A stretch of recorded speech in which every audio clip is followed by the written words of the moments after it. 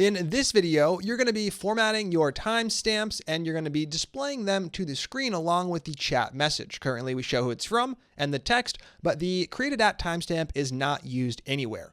Now, the first thing we need to figure out is how we can take that timestamp and get a moment object back, because in the end of the day, we want to call the format method to format it as we like. In order to do that, all you have to do is take your timestamp. We'll make a variable called created at to represent that value, and pass it in as the first argument to moment, which means I simply pass in created at just like this. When I do this, we're creating a moment with the same methods like format, add, and subtract, but it's representing a different point in time. By default, it uses the current time. If you pass in a timestamp, it uses that time. Now this number, 1234, is barely a second past the Unix epoch, but if we go ahead and run the file, we should see the correct thing printing. Nodemon. In the playground folder, we're going to run time.js, and right here we get 7 p.m., which would be expected since it's taking into account our local time zone. Now that we have this in place, we have everything we need to actually take those timestamps and get back formatted values. The other thing we can do is we can create timestamps with moment. It has the exact same effect as the new date .getTime method we've used. In order to do this, all we do is we call moment.valueOf. For example, we can make a variable called someTimestamp, setting it equal to a call to moment.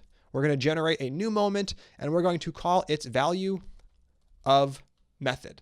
This is going to go ahead and return a timestamp in milliseconds since the Unix epoch. Console.log. We're going to log out the sum timestamp variable just to make sure it looks correct, and here we are. We have our timestamp value. With this in place, we are ready to go. The first thing we're going to do is tweak our message.js file. Currently, inside of message.js, we generate timestamps using newDateGetTime. We're going to switch over to moment, not because it changes anything. I just want to be consistent with using moment everywhere we use time. This is going to make it a lot easier to maintain and figure out what's going on. Right here, I'm going to make a variable called moment, setting it equal to require moment. And we're going to go ahead and replace this with calls to value of. What I would like you to do is go ahead and do just that. Call moment, call the value of method here and here, then go ahead and run the test suite and make sure both tests pass. When you're done, you can go ahead and click play. All right. The first thing we need to do is tweak the created at property for generate message. We're going to call moment just like this. Then we're going to call value of, getting back the timestamp, and we're going to do the same thing down below. Moment dot value of. Awesome. Now we can go ahead and save message.js, head over into the terminal and run our test suite using npm test. And what do we get? We get 2 tests and they're both still passing, which means the value we're getting back is indeed a number as our tests assert.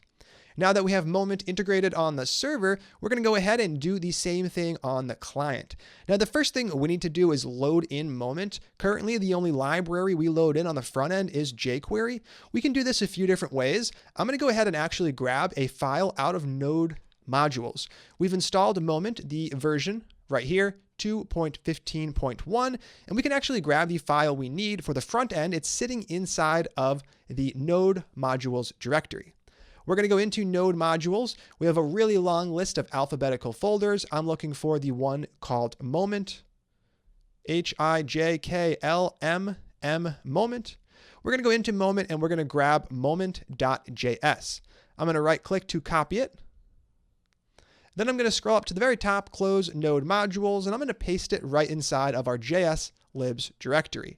Right in here, we now have moment.js, and if you open it, it's a really long library file. There's no need to make any changes to that file. All we have to do is load it in index.js. Just below our jQuery import, we're going to add a brand new script tag. We'll then provide that source attribute, setting it equal to /js/libs/moment.js, just like this. And now that we have this in place, we have access to all of those moment functions only on the client side, which means that over inside of index.js, we can properly format the timestamp that comes back inside of message. Now, before we make any changes, let's go ahead and start up our server using nodemon server /server.js is going to start it up. Then we can go ahead and move into the browser, going to localhost 3000 and giving it a refresh. And our app is working as expected. If I open up the developer tools, inside of the console, we can actually use Moment. We have it accessible via Moment, just like we did over inside of Node. I can use Moment like this, calling format. And what do we get? We get back our string. You should be able to make this call if you've successfully imported Moment. If you are seeing this, then you are ready to move on to the actual updating of index.js. Now, if you remember, on message, we have a created app property for both new message and new location message. All we need to do is get that value, pass it into Moment, and then generate our formatted string. I'm going to do it for new message, and then you will do it as a challenge for new location message. Right here, we can make a new variable called formatted time. And we can set this equal to a call to Moment, passing in the timestamp message dot created at. Now we can go ahead and do whatever we like. We could call format like this, passing in the exact same string we used over in time.js, the hour, the minutes, and the AM, PM. Lowercase h colon, 2 lowercase m's followed by a space and a lowercase a. With this in place, we now have that formatted time, and we can go ahead and add it inside of here. Now, I know I'm using template strings inside of our client-side code. We'll be removing this pretty soon, so there's no need to make that tweak yet since I'm not testing in Internet Explorer or any other browser, although the final version of the app will not include template strings. Right after the from statement, we're going to go ahead and inject another value, the formatted time, which we just created up above. So our message should read name like admin, the time followed by the text. I'm going to go ahead and save index.js, give the browser a refresh to load that client-side code, and right here we see admin 2:06 p.m. Welcome to the chat app, and that is the correct time.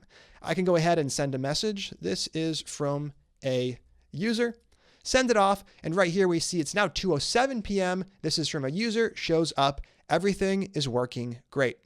Now for send a location, we currently don't use Moment. We only updated the new message event listener. This means that when we print that location message, we don't have the timestamp. Your challenge for this video is going to be to get that done. I want you to take a quick moment to modify new location message. You can go ahead and use the same techniques we used above to get the job done.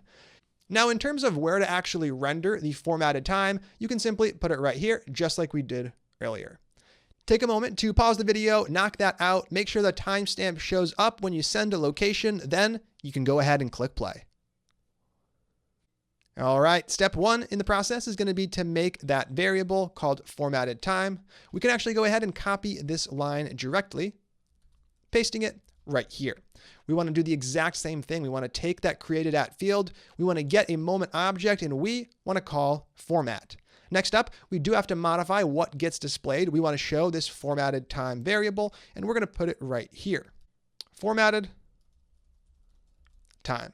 Excellent. Now we can go ahead and refresh the app, and we should see our timestamp for regular messages. We can send off a regular message, and everything still works. Then we can send off a location message, which we just changed.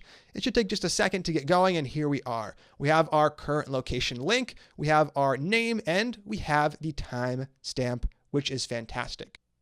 That is it for this one. Let's go ahead and actually make a commit to save our changes. Even though we're not quite done with the message area, we have all the data correctly showing up. It's just showing up in a way that's not really pleasing to the eye. For now, though, we will head into the terminal, shut down the server, and I'm going to run git status. Here we have new files as well as some modified files. Git add is going to take care of all of that. Then we can make our commit. Git commit with the M flag. And a good message for this one is format with an uppercase F, timestamps using Moment.js. I am going to go ahead and push this up to GitHub, and we are done. And that's it for this one. I will see you next time.